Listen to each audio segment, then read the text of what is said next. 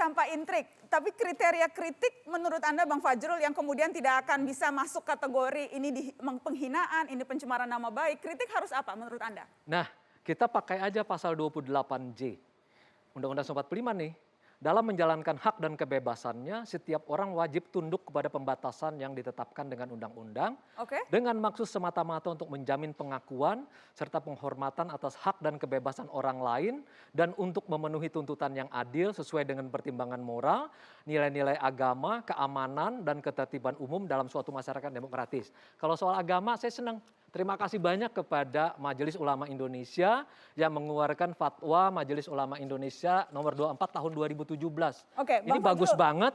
Misalnya salah satunya itu kan normatifnya tuh, jadi tidak boleh melanggar undang-undang dasar, tapi tetap, tidak boleh melanggar tetap ini. Harus. Dalam prakteknya misalnya menurut Anda kriteria kritik yang ideal, yang kemudian tidak bisa ditarik-tarik. Yang ideal itu adalah apa yang ada di Undang-Undang 45, ada yang ada di dalam undang-undang misalnya ITE. Katakanlah dalam misalnya harus ada datanya begitu, misalnya.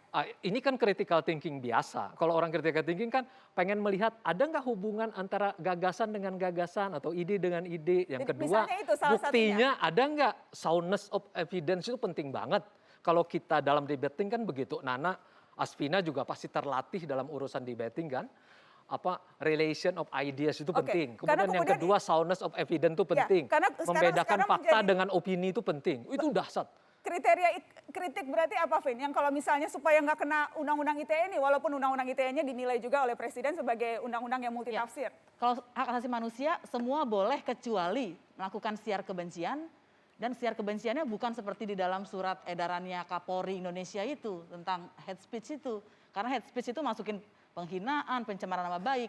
Hate speech yang benar menurut Kovenant Hak Sipil dan Politik cuma kalau dia berdasarkan agama, diskriminasi ras, etnis, kebangsaan, sudah, dan menganjurkan kekerasan, permusuhan, diskriminasi. Di luar itu menurut saya kritik nggak boleh dipidana, bahkan dilarang gitu. Kalau dia tidak pakai bukti, ya nggak apa-apa. Karena kalau begitu nanti orang yang common sense atau dengan hati nuraninya saja tidak punya data atau tidak bisa membaca, dia nggak bisa mengkritik dong. Kritik menjadi punya elit gitu. Padahal seringkali masyarakat di bawah merasakan dengan hati nuraninya dan dengan jiwa raganya gitu. Ini ada contoh nih misalnya, ada contoh kasus Faisal Abot Batis yang kemudian memposting di media sosialnya dan akhirnya dianggap menghina dan diproses hukum. Ini misalnya postingannya. Bisa kita keluarkan ya apa yang dikatakan yang kemudian dianggap oleh polisi ini konten menghina presiden yang ya ini misalnya dia mengatakan kebohongan demi kebohongan dipertontonkan oleh seorang pemimpin negara, bagaimana rakyat akan percaya terhadap pemimpin seperti ini. Konflik agraria rezim Jokowi, kemudian 41 tewas dan sebagainya, teman-teman bisa membaca sendiri. Dan poin ketiga, ia menulis polisi gagal melindungi hak asasi manusia saat aksi 21 sampai 23 Mei 2019. Polisi bilang ini konten menghina presiden dan polisi, mengandung sara dan ujaran kebencian. Ini interpretasi polisi tentunya. Tanggapan Anda Bang Fajrul, ini kritik yang memang wajar dianggap menghina presiden? Presiden kemarin mengatakan bahwa selain ingin melakukan revisi terhadap atau perubahan terhadap undang-undang ITE, beliau meminta kepada kepolisian, Kapolri untuk lebih selektif dalam dalam melihat kasus-kasus yang saling adu di antara masyarakat. Tapi ini bukan saling adu Bang Fajrul, ini justru cyber polisinya nih, polisi yang justru kemudian berpatroli dan menemukan ini. Jadi menurut saya himbauan bukan himbauan loh, perintah dari Presiden Jokowi kepada Kapolri dan pihak kepolisian untuk lebih selektif dalam menentukan apa saja yang bisa dianggap terkait dengan undang-undang tersebut. Walaupun pihak kepolisian mengatakan mereka tidak pernah meneruskan sesuatu apabila tidak memenuhi unsur gitu yang pidana. Bagaimana Asvin? Karena kalau di kasus Faisal ini misalnya ini justru polisi yang berinisiatif begitu. Betul, dan kasus seperti ini banyak. Bahwa inisiatifnya dari polisi, laporannya dari polisi.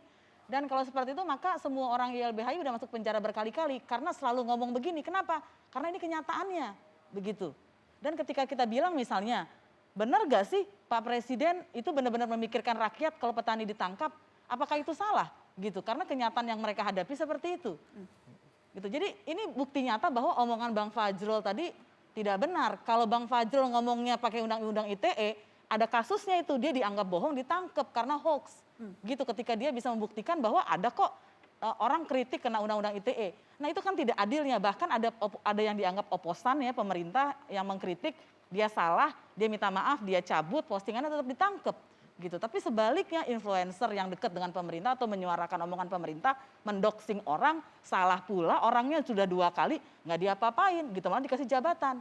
Dan ini kan publik tahu karena ini dunia digitalnya sekarang informasi tersedia di hadapan kita. Jadi ini bukan zaman Orde Baru lagi ketika Menteri Penerangan bilang tidak ada orang dikritik karena Undang-Undang ITE, maka itu benar dan tidak ada yang bisa membantahnya karena faktanya ada di sekitar kita. Bagaimana Bang Fajrul? Ya, artinya kan Presiden setelah Undang-Undang ITE yang 2008 sampai 2014 banyak sekali aduan dari masyarakat bermasalah tentang ITE, langsung pemerintah atau Presiden Joko Widodo melakukan inisiatif perubahan, usul perubahan kepada DPR. Waktu itu melalui Pak Rudi Antara sebagai Menkominfo dan Pak Yasona Lawli juga masih Menkumham. Nah, ini juga setelah ada masukan dari Aspina, dari tiap saat ini, tiap minggu dari Mata Najwa dan masyarakat, akhirnya juga Presiden mengatakan oke, kalau memang ini yang terjadi, mari kita kan prinsip hukum jelas, secara filosofis kan keadilan yang dikejar.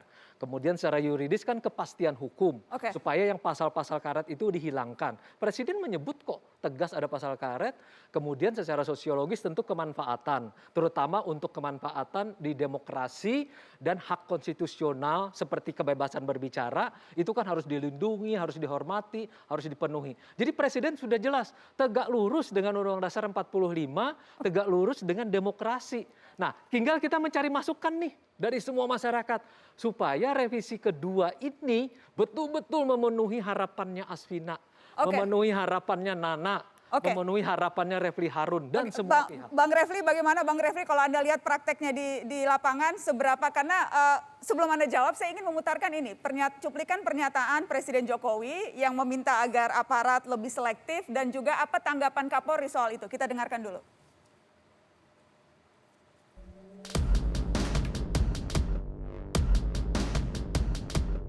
Oleh karena itu penting kemudian dari cyber untuk segera membuat virtual police sehingga begitu ada kalimat-kalimat yang kurang pas yang kemudian melanggar Undang-Undang ITE, maka virtual police yang kemudian menegur dan kemudian menjelaskan bahwa Anda memiliki potensi melanggar pasal sekian dengan ancaman hukuman sekian. Bang Refli, tanggapan Anda, jadi Kapolri merespon permintaan Presiden Jokowi akan membentuk virtual police. Bagaimana Bang Refli? Ya, yang penting niatnya ya. Permasalahannya kan adalah undang-undang ini memberikan terlalu lebar kewenangan kepada penegak hukum untuk menafsirkan. Saya katakan tidak ada kritik yang bisa dikriminalisasi, tidak ada kritik yang dikriminalkan. Cuman masalahnya adalah membedakan kritik, penghinaan, ujaran kebencian, hasutan, provokasi, itu yang nggak jelas. Jadi ketika orang merasa bahwa saya menyampaikan kritik, tiba-tiba yang muncul di penegak hukum, Anda bukan menyampaikan kritik, tapi Anda telah menghina. Begitu pasal menghina lewat, Anda tidak menghina, tapi tidak sekedar menghina, tapi Anda melakukan ujaran kebencian. Ketika ujaran kebencian belum selesai, Anda juga melakukan provokasi. Maka akibatnya, mudah sekali menangkap orang, ya, menjaring orang kalau kemudian penegak hukum memiliki subjektivitas atau dia punya target. Oke, dan rencana Kapolri untuk membuat virtual police untuk merespon berbagai masalah ini menurut Anda tepat atau justru bisa menimbulkan problem baru? Ya, saya kira mungkin akan memunculkan problem baru. Jadi gini, kalau kita bicara tentang pembatasan HAM, ya, saya ingin kita bicara tentang paradigma konstitusionalnya dulu. Jadi kita ini kadang-kadang bicara levelnya undang-undang, tapi tidak pernah ingat bahwa kita ada konstitusi yang jauh lebih tinggi dibandingkan undang-undang, yaitu hak untuk kebebasan berserikat, berkumpul, mengeluarkan pendapat baik secara lisan dan tulisan. Semua orang paham pasal itu, tetapi tidak pernah dihayati. Misalnya Bang Fajrul tadi menghayatinya separuh langsung dengan pembatasan.